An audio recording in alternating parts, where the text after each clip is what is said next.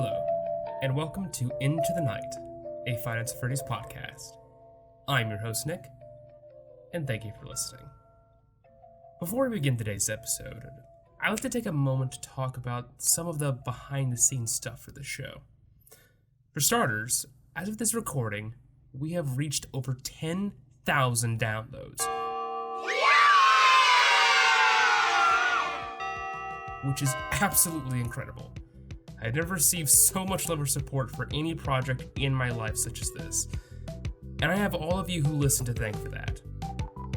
The community, in particular the community in r/Five Nights at Freddy's, or Reddit, does an amazing job in giving support to numerous creators' imaginative endeavors. Artists, game designers, live streamers, and other social media influencers content flourishes within that community. But I've noticed writers and storytellers often have not been able to garner the same level of support or interest, and usually fall to the wayside to more universal, digestible content, usually losing out to visual medium content or discussions. Now, I'm not saying that certain content or creators have more value or deserve more attention, but I did see this podcast as an opportunity to expand the scope of understanding to a series I love, to encourage others to look at the series not from a lore angle, but a storytelling angle, to look into the meaning of certain characters, decisions, and interpret the deeper meaning that could reside there. So to be given this level of support over the last 7 months, especially considering I only release one episode per month, it's been shocking. This started as a hobby, but you may have all turned it into a passion. And for that, I truly, deeply thank you. To celebrate this milestone, I've decided to create a couple of changes and benchmarks that I will attempt to implement over the month of December. I would like to both interact with my followers more, as well as spend more time with this project after the deadline. For the former, I struggled to determine how to achieve this. I didn't want to go to the route of social media since, I'm to be completely transparent, I view social media as a mental void, a black hole where if one spends too much time in it, all logic and reality cease to exist, creating a husk of one's life and living only a barren worldview of bleak, hopeless darkness. So, to combine these goals, I would like to announce that we have officially launched my own official Buy Me a Coffee page. Here, I hope to be able to interact and discuss with my listeners, as well as provide a channel that allows me to not have to worry about the almighty algorithm. While we still use our Twitter account to send our teasers and updates for future episodes, and the occasional meme, the Buy Me a Coffee page will be filled with exclusive content and posts that you can't see anywhere else, as well as even more memes. And for those with kind hearts and kindred spirits, you can even donate and support the show. To be fully transparent so that everyone understands why we are employing this and why we decided on this channel for support, the answer is that we prefer this method over Patreon, as the system was what we were looking for. While this is becoming more and more important to both myself and those I work with in order to make this show, we also have problems in the real world as well. Your support won't just go into getting us better equipment or art, and to be fully transparent again, it probably will not be going much into equipment or work directly. It will really be going into cost of living expenses, food, electricity, rent, gasoline. By donating, you help us keep going with a financial resource to ensure that we can dedicate our full attention to the project. You can learn more by going to our Buy Me a Coffee page. Link will be in the description below. Finally, I'd like to thank 2 people in particular who have been helping me make this podcast be as high as production I want it to be. Brad Brevard and Jackson Goyette, both truly amazing friends and artists who have helped create many of the thumbnail art for the episodes. Truly amazing gentlemen. Please show them support as well. Link to their preferred social media accounts will also be in the link in the description below. And once again, thank you to all of you. Every single person who watched this show. You are all truly incredible. Now, on with the show.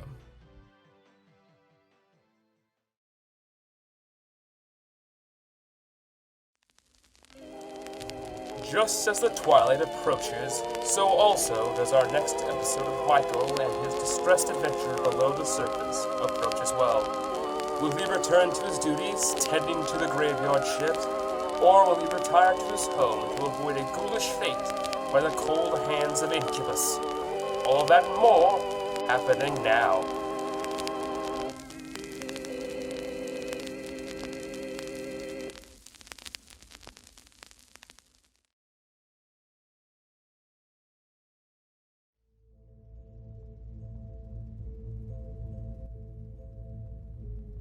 Michael Afton had successfully survived his second night at Circus Baby's Entertainment and Rentals, a complex underground warehouse. In our previous episode, we discussed how this bunker stores a collection of robots known as the Funtime Animatronics of Circus Baby's Pizza World. But instead of storing them in crates or charging stations, the animatronics are instead locked inside auditoriums like cages, comparable to an animal in a zoo. And instead of behaving like machines following protocols, the robots that Michael has engaged with have shown off a level of awareness and personality that borders on sentient. Now, the reasoning as to why Michael has continued to his employment as a late-night technician with the constant paranoia of death lingering around every corner is still a mystery. But regardless of his intention, I think it is apropos to reinforce the character of Michael before we continue on with this story. Our only glimpse into Michael's past was within Five Nights at Freddy's 4, where he plays the part of an older brother bullying his traumatized younger sibling. He adorns a foxy mask he created from ripping the head off of his brother's prior fox plush, and enjoys lying in wait at the house to scare his younger brother senseless whenever the opportunity arises. He surrounds himself with like-minded teenage boys who finds the abuse and ill treatment Michael gives his younger brother hilarious. His pranks and abuse only stop when the result of one of his pranks go too far, resulting in his younger brother's head getting crushed and causing him to lapse into a coma before dying a few days later. The act in itself acts as a wake-up call, as Michael apologizes for his actions while his brother is on his deathbed. And while we know that his younger brother, the bite victim, heard his brother's apology, Michael will never know if his brother truly forgave him or not. But what causes a young boy to behave in such a manner? It all stems from the home and comes from the guardians. And while we don't know much about Michael's mother, with the exception of the novel timeline, which indicates that she had separated from her husband, we know plenty of the father. Michael's father was a closed-off man. By looking at FNaF 4, it seems that he wasn't interested in parenting his two kids. Michael has practically free reign on his younger brother. This lack of an authority figure in his life may also come from his disownment as a child. Recall in the previous episode that Michael's favorite pastimes are watching cartoon cheesy soap operas, in particular a show called The Immortal and the Restless. What you may not know is that this show is actually an element of symbolic storytelling, as the story itself mirrors Michael's childhood. Vlad the Vampire, the ex-husband wearing a purple suit, represents his father. Clara, the human who separated from Vlad, represents his mother. And the baby, who Vlad is hard-set in believing is not his, despite the fact that he looks and acts like him, represents Michael himself. All of the attributes that could be attributed to the father have clearly been imprinted on the child, to the point that just by sight alone one can tell both are from the same bloodline. When the young boy gets older, it could even be difficult to tell the two apart. It is a fact that the children are more likely to repeat a cycle of abuse, albeit unconsciously. Michael's younger brother, a weaker, younger target, was an outlet for Michael to unleash all of his aggression, stress, abuse, and every dark thought that bounced in his developing mind. On the other hand, it is also true many adult survivors of child abuse will develop a strong paternal instinct to protect children and keep them safe from dangerous situations. One's life path is nothing but choices. Choices of their own life path and those whose life path intersects with their own. And it's how we react to those in our life that we discover what type of people we truly are. This is episode 7, Listen to my voice.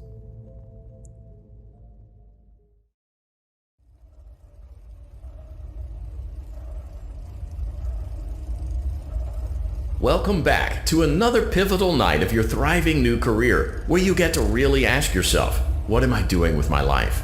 What would my friends say? And most importantly, will I ever see my family again? We understand the stresses of a new job, and we're here for you. To help you reach a more stable and relaxing frame of mind, we offer several musical selections to help make this elevator ride as relaxing and therapeutic as possible. We offer contemporary jazz, classical, rainforest ambiance, as well as a wide selection of other choices. Using the keypad below, please type the first few letters of the musical selection you would prefer. It seems you had some trouble with the keypad. I see what you were trying to type, and I will auto-correct it for you. Thank you for selecting Casual Bongos.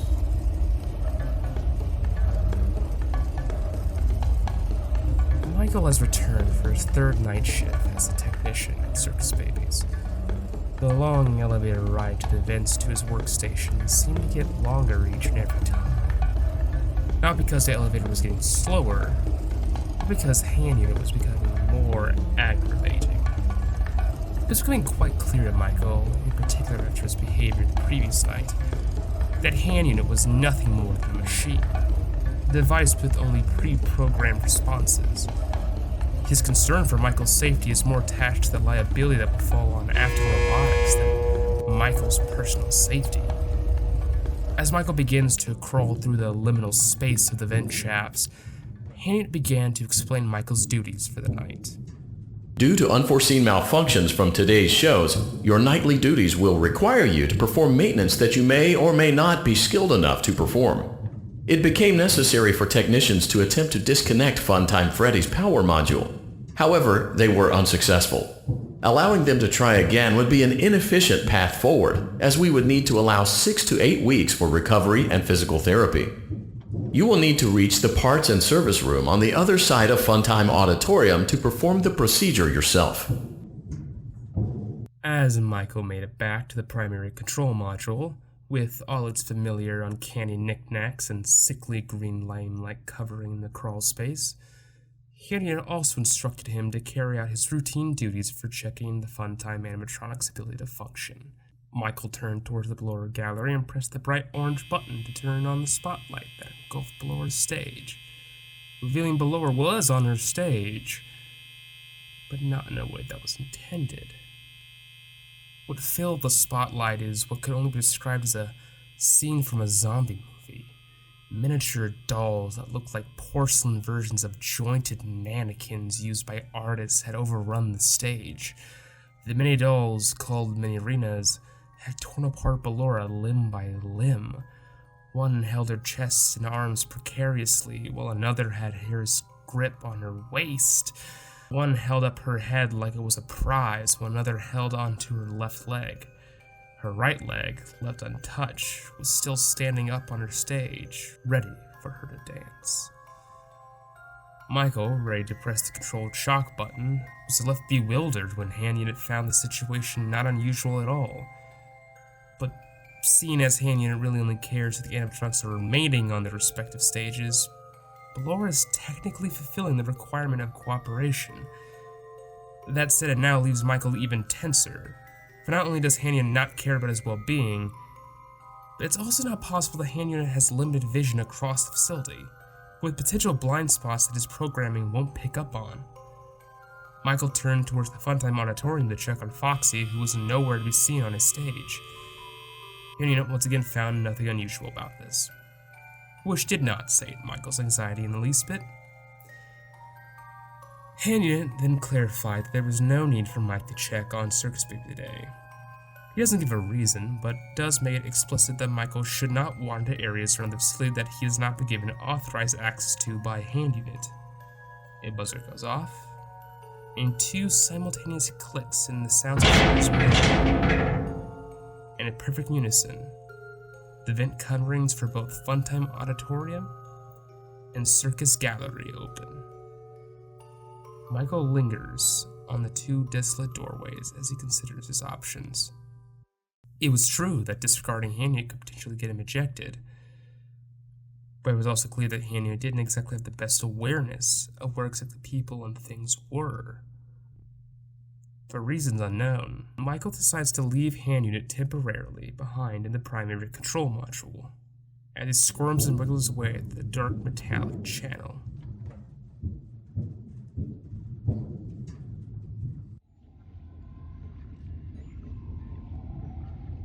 Inside the Circus Gallery control room, the power and lights are still deactivated despite the power system being rebooted the previous night.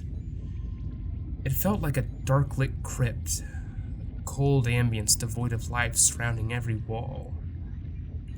He attempted to look through the frosted tinted glass into the Circus Gallery, but only saw his own reflection, to which Michael could only frown. Michael ducked down to the crawl space below the desk, attempting to re-engage with Circus Baby. He lingered in the small shelving unit for a moment, waiting idly for a response. Did you know that I was on stage once? It wasn't for very long, only one day. What a wonderful day, though. Circus Baby painted the picture of the opening day of Circus Baby's Pizza World. She was on her own stage, in her own room. Darted across were balloons and party tables. Nobody sat at the tables for too long, as the children were in a constant state of eccentric motion. Most of the children were horseplaying, others would watch her and engage with interest in her songs, and few were afraid of her. A couple of children would leave, drawn by beautiful music coming from somewhere down the hall, were just as quickly replaced by other children. For some reason, Baby would always subconsciously keep track of the children that would come in and out, counting the children whenever one entered or left the room. She shared to Michael that she remembered it as a beautiful day. At first, she was covered in glitter and bright spectral lights. The smell of birthday cake and pizza filled the air. She even let Michael know that one of her marking features was her ability to dispense ice cream to children whenever one asked. But she only did it once. When all the children filtered out of her room, except for one small little girl. She had blonde hair and bright emerald eyes. She looked at Baby with awe and admiration. Daddy isn't watching. Don't tell Daddy that I'm here. Baby looked at her coldly, for when all the children were gone except her, something happened within her. She couldn't move. She couldn't sing. She couldn't control herself. I wanted to watch your show too. I don't know why he won't let me come see you. You're wonderful. Baby's stomach opened, and her innards began churning. A small cake cone topped with vanilla ice cream with sprinkles and a cherry appeared. A small robotic aperture extended towards the girl, dispensing the enticing ice cream to her. Where did the other children go? The girl questioned her surroundings, but she took a step closer to inspect the ice cream. The moment she did, Circus Baby's torso opened up and a metallic claw was released. The girl screamed in agony. The claw had spike-like teeth penetrating her flesh as it grappled her. She was quickly snatched into Baby's chest. The little girl's screams were quickly overpowered as other children rushed into the room. None of them heard or saw the event over the sound of their own excitement. I still hear her sometimes. Why did that happen? I scream, you scream, we all scream for ice cream. Rah, rah, rah. Frosted, malted, or peppered and salted. Ola, sarsaparilla. If you have chocolate, we'll have vanilla. I scream, you scream, we all scream for ice cream. Rah, rah.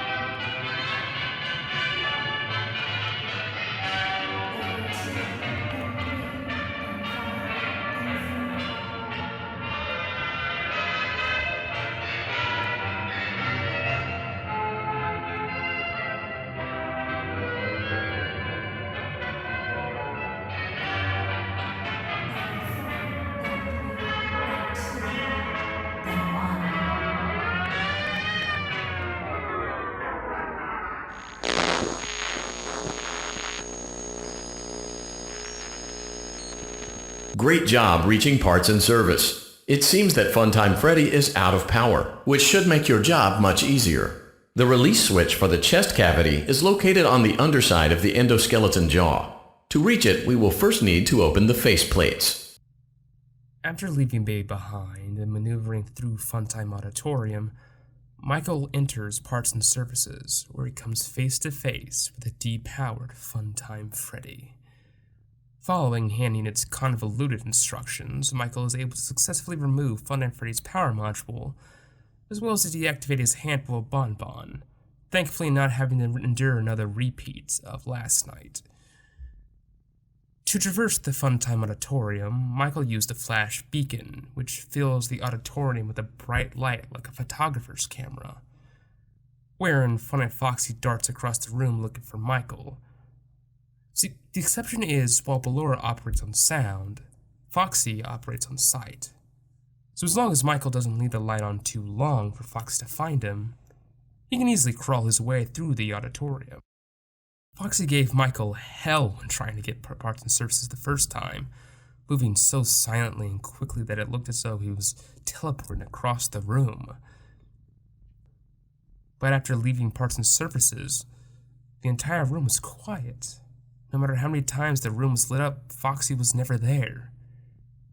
The hair in the back of Mike's neck stood up as he began to open up the vent shaft.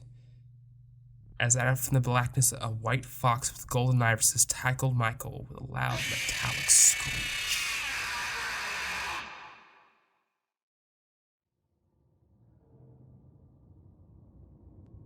Michael wakes up disoriented and lost. 2 holes behind a mask is his only vision to the outside world. His movement from head to toe was completely restricted, locked up in various joints by heavy weights.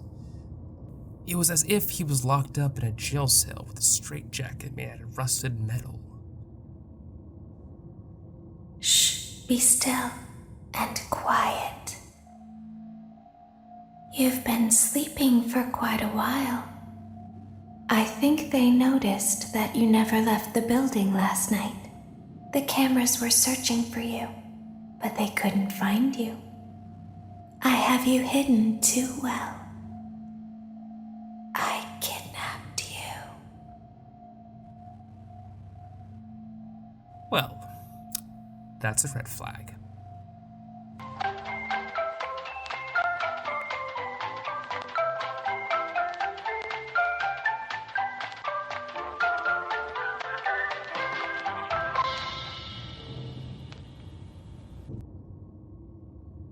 Don't be afraid.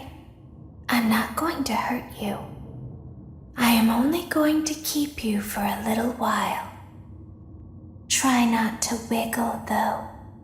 You're inside something that came from my old pizzeria. I don't think it was ever used. At least not the way it was meant to be used. Too dangerous. It's just big enough for one person to fit inside, but just barely.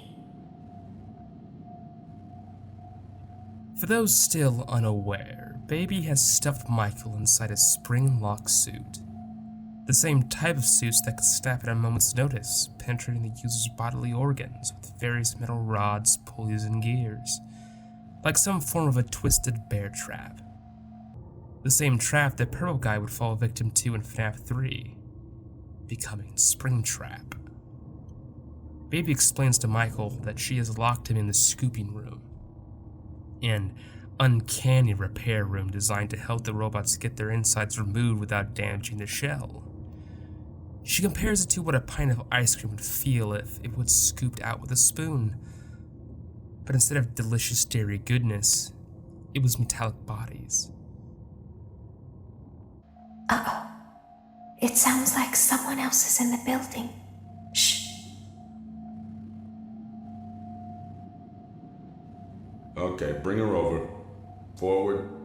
More. Okay, stop. Set it down. Watch the step. What happened to it this time? It just seems like these things can't go a day without breaking down. Who knows? It's always the same, man. Some kind of hardware malfunction.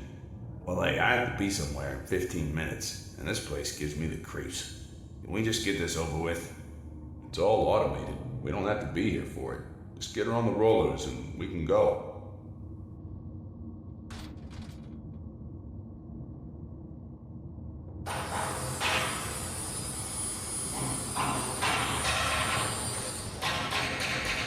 As Michael holds his breath in fear of both Baby and what those workers were bringing into the room, he sees the outline of Ballora pass him on the conveyor belt. She was most likely sent down after the Minorinas, for unknown reasons tore her apart.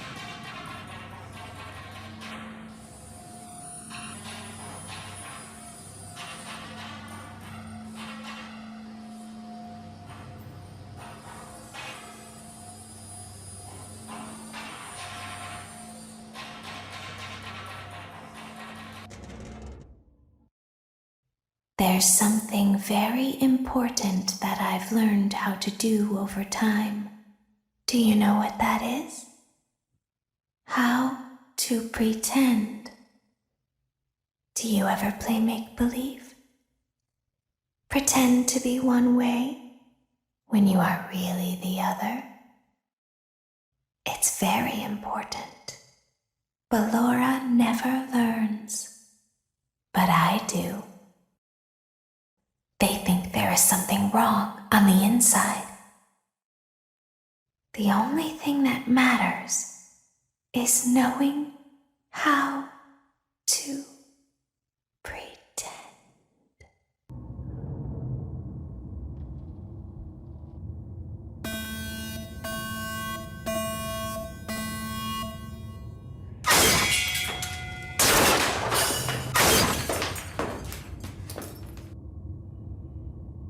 When the machine was over and done with, Ballora's entire spinal structure went limp. Her faceplates were torn apart and a purple glowing eye leaked out on a strand of wires that hung from her broken socket. I'll open the faceplates for you. That way they can find you on the cameras. Now all you have to do is wait. I'd recommend that you keep the spring locks wound up. Your breathing and your heartbeat are causing them to come loose. You don't want them to get too loose. Trust me. Circus Baby made her exit, and Michael is left to wait for, most likely, Hand Unit to alert those workers that Michael was back there the entire time. So, the fact that his prison was now closing in on him meant that he had to wait and hope that help would arrive before the timer ran out. Fortunate, he had enough movability in his arms to be able to twist the various spring locks back into place, only for those same locks to once again begin to unwind. After about a minute of incessant winding and the impending dread of death, Michael begins to feel something crawl up on his leg. It was small, no bigger than an action figure, and it was light too, like one. In the corner of his eyes, crawling on one of the sides of his mask, a Minorina with glowing pupils was precariously climbing up to his head. Michael shook it off. Multiple springs began to unwind faster from his sudden movements. He tried his best to resume turning them, but he couldn't help but feel more miniature hands and feet begin to crawl all over him. A few Minorinas were getting into his neck shaft and crawling within the suit with him. Others continued to climb the suit to get into his face, desperately trying to crawl inside his mouth. More and more Minorinas kept coming. He was being completely swarmed.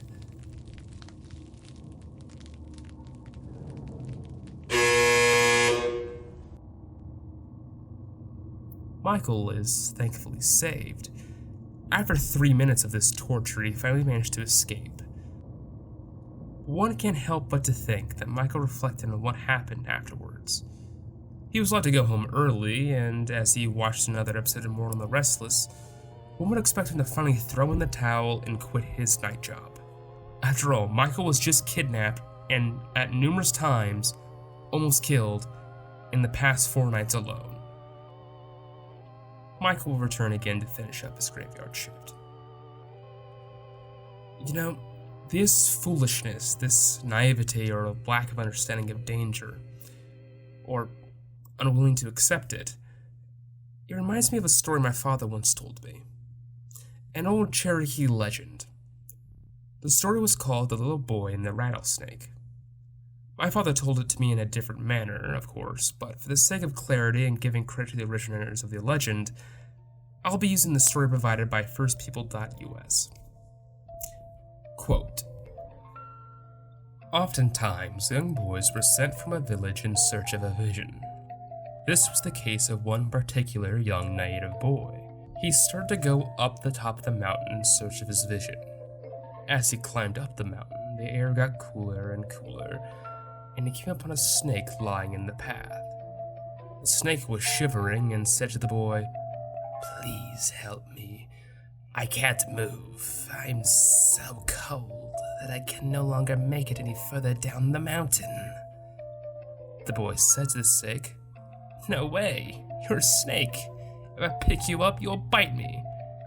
The snake replied, No, I won't. I promise. I won't bite you if you'll only pick me up and help me get down the mountain."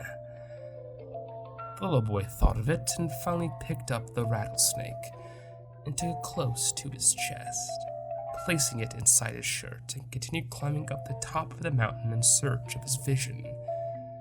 When he got back down to the mountain, he reached in, took out the snake, and the snake bit the young boy. The boy replied to the snake, "Hey, you bit me. You said if I'd help you, that you wouldn't bite me." The snake replied, "You knew what I was when you picked me up." End quote.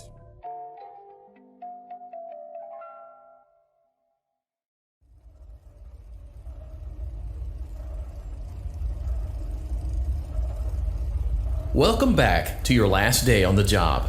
That is, the last day of your first week. Some of the most valued qualities that we like to see in new employees are determination, fearlessness, and a genuine disregard for instinctive self-preservation. You've earned your 1-week bonus, which will be given to you in the form of a delightful gift basket, the cost of which will be taken out of your next paycheck. We have gift baskets containing fruit, nuts, flowers, and of course the ever-popular cash basket. Using the keypad below, please enter the first few letters of the gift basket you would like to receive.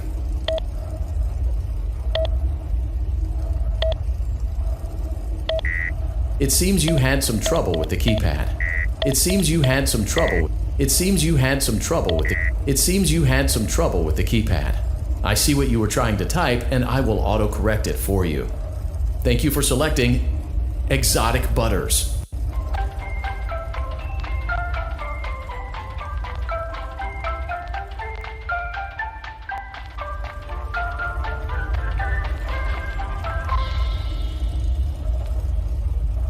Please be aware that there are still 2 technicians on site today. Try to avoid interfering with their work if possible. Also, feel free to ask them why they are still there and encourage them to go home.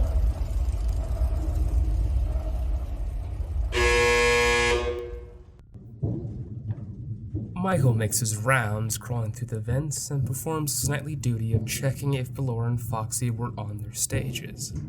And while something was on stage, which he had found just fine, it definitely wasn't the robots.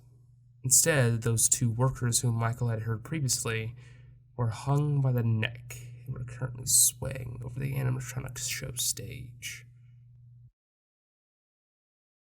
Great! It looks like everything is as it should be in Funtime Auditorium. Your task today will involve more maintenance work.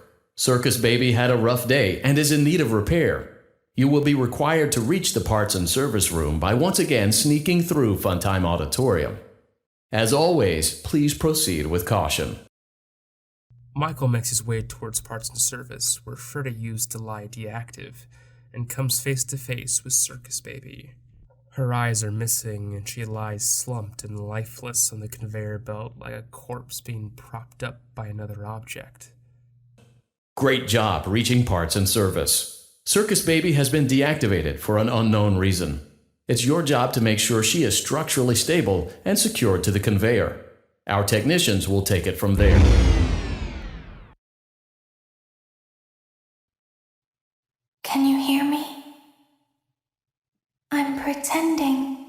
Remember how I said I could pretend? The cameras are watching. I must be careful not to move. Something bad happened yesterday. Something bad always happens. I don't want it to happen again. There is something bad inside of me. I'm broken. I can't be fixed. I'm going to be taken to the scooping room soon, but it's not going to fix what's wrong with me. What is bad is always left behind. Will you help me? I want you to save what is good, so the rest can be destroyed and never recovered. But you must be careful. Ballora is here, in the room with us. Ballora will not return to her stage. Ballora will not return to her body. You must be careful. You must remain calm and listen to my voice. Michael agrees to help Baby, moving carefully and cautiously to every instruction she gives. First, Baby instructs Michael to find a small faint button on her cheek. Michael scans her face quickly, spotting the faint swaying of wires behind Baby, so he begins to move quicker and discovers a small indent on her cheek. After clicking the small button, the right side of her forehead jets out, revealing a small numerical keypad of sorts. Baby instructs Michael to follow her instructions carefully, as Michael cannot press a single button wrong. 1, 2. Baby counts down the long 3. password slowly and deliberately. After the last number is said and the last button is pressed, Baby's bottom left shoulder opens, and inside a small flash drive-like card, which Baby claims contains all that is left in her that is good. Now, she wishes Michael to send her to the scooping room so that every part of her body that is evil can be destroyed. But she warns Michael. Ballora will follow her from here into the Funtime Auditorium. Michael adheres to her instructions and begins to follow her directions through the dark auditorium. Go forward. He isn't allowed to turn his flashlight on, else Ballora could spot him. So he must literally rely on blind faith that Baby instructions are where to go and when to start and stop moving are accurate. As he crawls through the darkness, veering more and more to his left per Baby's instructions, Michael tries to listen out for Ballora's movements, but can't seem to hear anything. Not even her music box is active anymore. Go forward and left.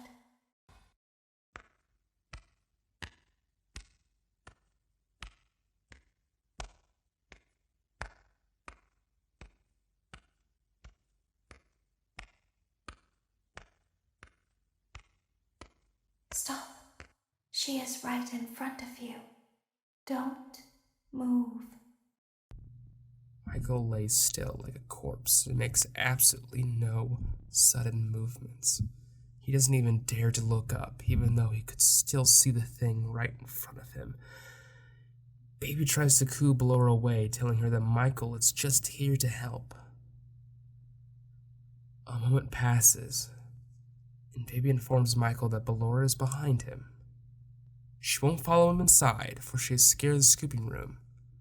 Baby Michael access to the scooping room and finally a safe haven from danger. As Michael's eyes get adjusted to the blue-hued light, you could smell the faint smell of hot oil and metal. The room felt cold, like many other rooms beforehand, but this felt different. It didn't feel like a cold locker or a freezer. It felt like a morgue. It felt like death. A giant metallic excavation device that Michael recognized as the scooper was in the middle of the small steel room. It was hung up on the opposite wall of where Michael had entered. Windows looked in, most likely a control center of sorts. And below him, below the scooping device, gave Michael sudden pause. Remnants of hollowed-out robot shells of the Funtime Animatronics littered the room, each one removed of every single metallic gear, joint, or part. A camera in the corner of the room turns to Michael. Warning, you've entered a highly dangerous area. You have entered from Maintenance Hatch 1B, reserved for cleaning and repair of the scooper. Entering this side of the room is strictly prohibited by unauthorized personnel. You are in the scooping room now. Funtime Foxy has already been here today. Funtime Freddy has already been here today. Ballora has already been here today. Circus Baby has already been here today. I've been out before, but they always put me back. They always put us back inside. There's nowhere for us to hide here. There is nowhere to go when we look like this. But if we looked like you, then we could hide. If we looked like you, then we would have somewhere to go. The scooper only hurts for a moment. As a familiar countdown goes off, Michael looks back to the doorway, knowing fully well that the door is more than likely locked from the outside. There's no room for him to dodge to his left or right in the narrow hallway he's in. So the only thing he can do is stare down the scooper and accept his fate.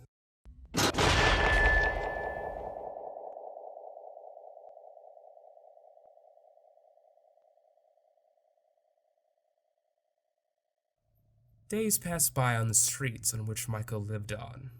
Neighborhood grass was green, the sky was bright blue, and the residents were cheerily enjoying the summer weather. As the residents preoccupied themselves, they took a moment to wave to the quiet man who lived in the end of the street. A quiet man with messy brown hair and blue eyes, pale of skin, and with a faint European accent. Normally he kept to himself, but today he was walking out in broad daylight with a wide smile on his face. It was odd, for people had heard that something had happened to the family who had lived in the house. Something tragic or traumatizing. A type of event that no man could merely recover from with therapy or medication. But here he was, looking as if he didn't have a care in the world. So the residents waved, matching the same smile he had in his face as he did, happy to see a man so happy. A day passed and the same routine would happen. The man in the street would begin a mid-afternoon walk, strutting the same strut and with a huge smile plastered on his face. He wore the same article of clothing as well. A purple long-sleeve shirt, blue jeans, and brown tennis shoes. But when the third day passed, then one resident finds something odd. As the residents waved to the strutting man, the last man on the block couldn't help but notice something odd. The man's skin, it looked different, like a moss green. His blue eyes also were missing their life. They instead looked cold.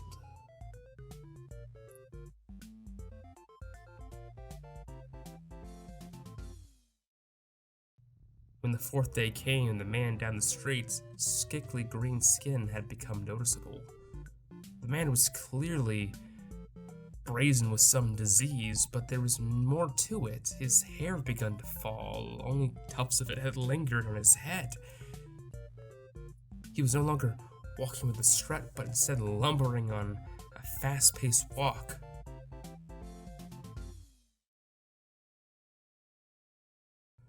By the fifth day, the neighborhood was well aware of the man's afflictions. Some even started to hide in fear when he came out for a stroll. For today, he was even worse. No longer green, instead he had a light purple skin. His teeth were beginning to rot, and his eyes no longer remained.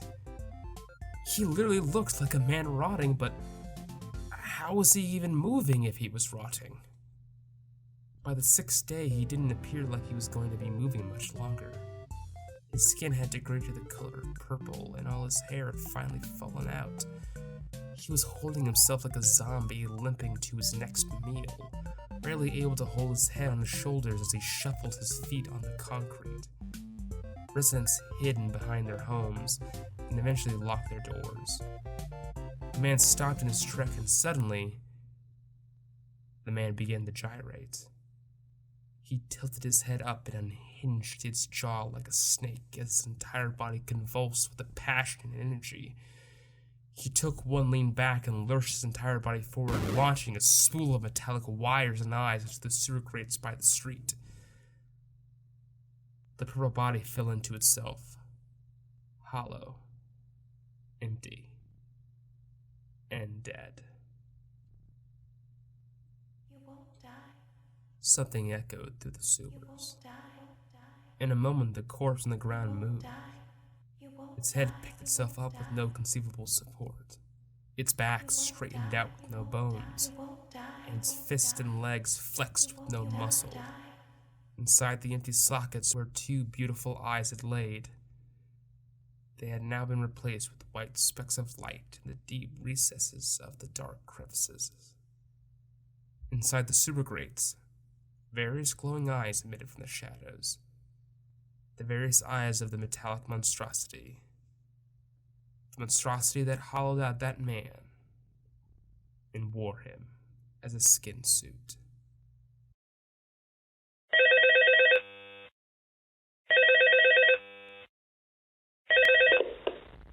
Father, it's me, Michael.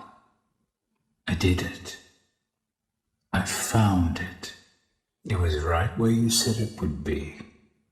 They were all there. They didn't recognize me at first, but then they thought I was you. And I found her. I put her back together, just like you asked me to. She's free now. But something is wrong with me. I should be dead, but I'm not. I've been living in shadows. There is only one thing left for me to do now. I'm going to come find you.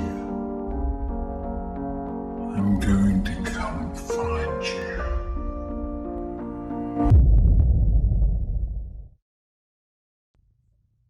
And with that, I believe today's episode is over.